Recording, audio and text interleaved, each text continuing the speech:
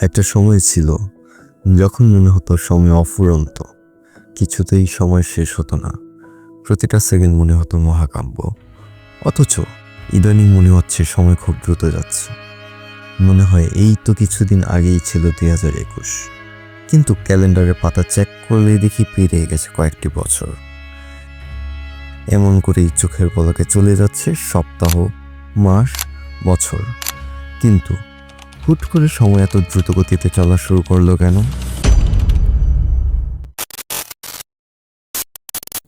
সময় কি? সময় হলো অতীত, বর্তমান এবং ভবিষ্যতের একটি অবিরাম ধারাবাহিকতা, যা ঘটনার ক্রমকে নির্দেশ করে। আর আমরা সময়কে হিসাব করি সেকেন্ড, মিনিট, ঘন্টা, এভাবে। এখানে সময়ের দ্রুত হওয়ার কোনো সুযোগ নেই। তবুও কেন বড় হওয়ার সাথে সাথে আমাদের সময় দ্রুত গতিতে চলা শুরু করে? আসলে এই সমস্যাটা হয় বয়সের সাথে সাথে আমাদের মনস্তাত্ত্বিক পরিবর্তনের কারণে। যেমন ধরুন, ছোটবেলায় প্রতিটা মুহূর্ত হয় নতুন। প্রথম স্কুল, প্রথম বন্ধু, প্রথমবার হোটেলে খাওয়া, বৃষ্টিতে ভেজা, নতুন বইয়ের গন্ধ। প্রতিটা মুহূর্তের মস্তিষ্ক কাজ করে, শেখে আর তথ্য জমা করে। এই নতুনত্ব আমাদের মেমোরি ডেন্সিটি বাড়িয়ে দেয়। যত বেশি স্মৃতি তৈরি হয়, মনের সময়টা অনেক বড়। এ কারণেই শিশুকালের 1 মাস আমাদের মনে হয় 1 বছরের মতো দীর্ঘ। অন্যদিকে বয়স বাড়ার সাথে সাথে আমাদের ধীরে ধীরে একটা রুটিনে ঢুকে পড়ি। সকাল 8টায় অফিস, দুপুরে একঘেয়ে লাঞ্চ, সন্ধ্যায় ক্লান্ত ফিরে আসা, রাতে খাওয়া দাওয়া করে ঘুম। একই রকম সকাল, একই মুখ, একই কাজ, একই রাস্তা, যেন জীবনে একটি ঘূর্ণায়মান চক্রে আটকে গেছে। এই অভ্যস্ত জীবনে নতুনত্বের জায়গা খুব কম। আমরা খুব কমই নতুন কিছু করি বা নতুন অভিজ্ঞতা নিই। আর ঠিক এই জায়গাতেই একটা বড় পার্থক্য তৈরি হয়। মস্তিষ্ক বা আমাদের ব্রেন আসলে নতুন অভিজ্ঞতা পছন্দ করে।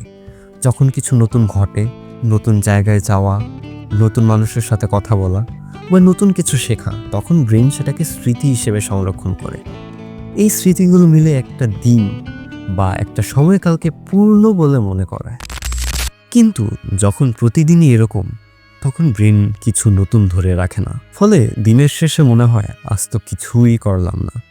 আর বছর শেষে আমরা দাঁড়িয়ে ভাবি, কবে যে বছরটা চলে গেল টেরই পেলাম না। একঘেয়ে জীবনের স্মৃতি কম তৈরি হয়, আর স্মৃতি কম মানেই হচ্ছে সময় যেন দ্রুত চলে যাচ্ছে। তাই অনেক সময় 2020 আর 2022 দুটো বছরকে আলাদা মনে হয় না, কারণ মাঝখানে খুব বেশি একটা কিছু ঘটেনি। নতুন স্মৃতির অভাবে সময় যেন মিছে গেছে একে অপরের সঙ্গে। প্রপোর্শনাল থিওরির মতে, বয়স যত বাড়ে 1 বছর আপনার জীবনের তুলনায় তত ছোট হয়ে যায়। যেমন 10 বছর বয়সে 1 বছরের মানে হচ্ছে জীবনের 10 ভাগ, আর 50 বছরে 1 বছর মানে জীবনের মাত্র 2%। এই অনুপাতে সময় মনে হয় ছোট। আরেকটি কারণ হলো অ্যাটেনশন অ্যান্ড মেমোরি। যা কিছু আমরা মনোযোগ দিয়ে করি, সেটাই মনে থাকে বেশি। অর্থাৎ মনোযোগ না থাকলে সময় হারিয়ে যায়। আমরা কিন্তু চাইলেই সময়কে আবারও ধীর করতে পারি না, ঘড়ি থামিয়ে না, বরং জীবনকে নতুন করে দেখার মাধ্যমে। নতুন অভিজ্ঞতা নিন, ভ্রমণ, নতুন কাজ, অজানা জায়গা।